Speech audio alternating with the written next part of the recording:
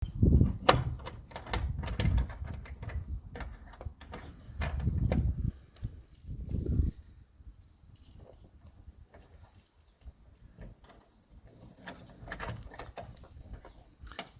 mense, daar is iets unieks aan hierdie kerk.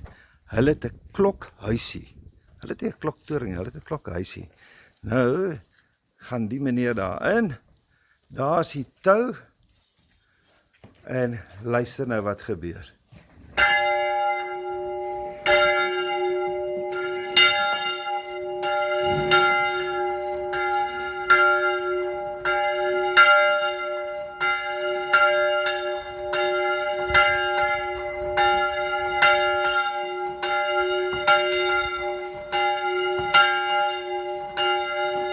Kan jy nou meer?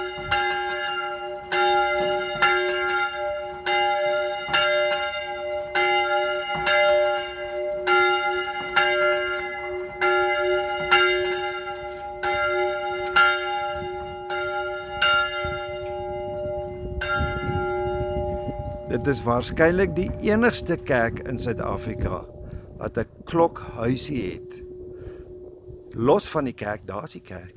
Daar's die kerk. Ons doen nou restaurasiewerk aan die kerk. Daar's die kerk.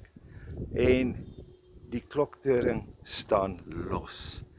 Interessant. Ek dink ek het al foto's gesien in Finland en in die Noordse state waar dit so is. Maar nou ja, uniek in Suid-Afrika.